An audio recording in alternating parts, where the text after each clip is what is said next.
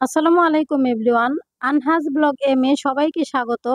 পিঠাপুলি বাংলাদেশের একটি ঐতিহ্য, আর এখন চলছে তালের মৌসুম। তাল দিয়ে আমরা বিভিন্ন রকম পিঠা তৈরি করে থাকি, আর আজকে আমি তৈরি করব তালের পুলি পিঠা।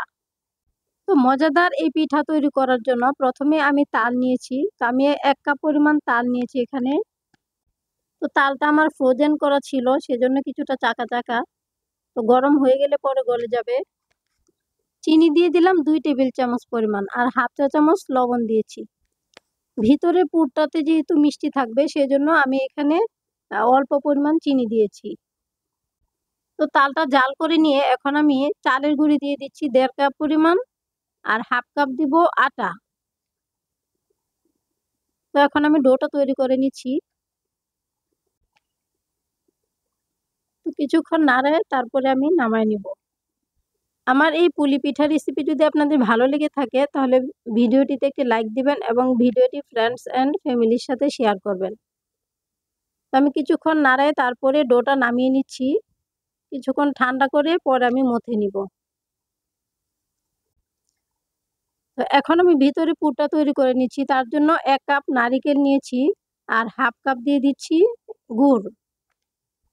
লবণ দিয়ে দিচ্ছি 1 চিমটি পরিমাণ, আর কিছুটা দিচ্ছি এলাচ গুঁড়া, আর দিচ্ছি সামান্য পরিমাণ পানি। তো পানিটা দিলে গুড়টা তাড়াতাড়ি গলে যাবে। তো না দিলেও সমস্যা নাই, না দিলেও চলবে।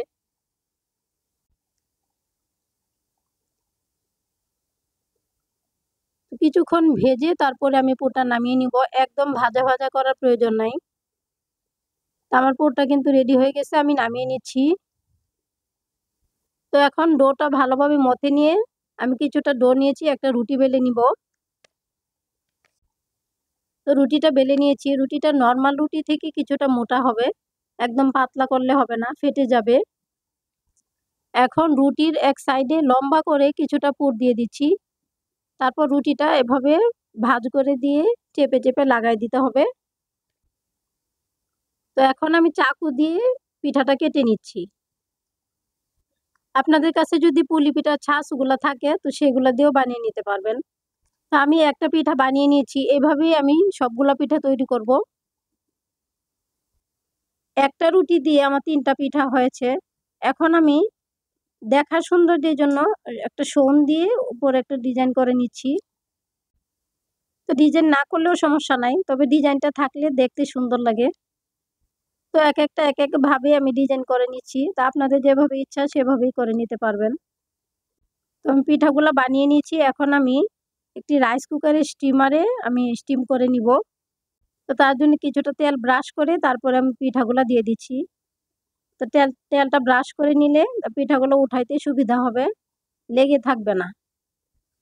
তো আপনাদের ইচ্ছে করলে চুলায়ও স্টিম করে নিতে পারবেন। যেকোনো প্লাস্টিকের চালনি বা পাতিলের সাইজে যদি কোনো চালনি না থাকে, সেক্ষেত্রে একটা পাতলা সুতি কাপড় পাতিলের মুখের উপরে ভালো করে বেঁধে তারপরে পিঠাগুলা দিয়ে সুন্দর করে ঢেকে দিবেন, যেন ভাপটা বের না হয়ে যায়।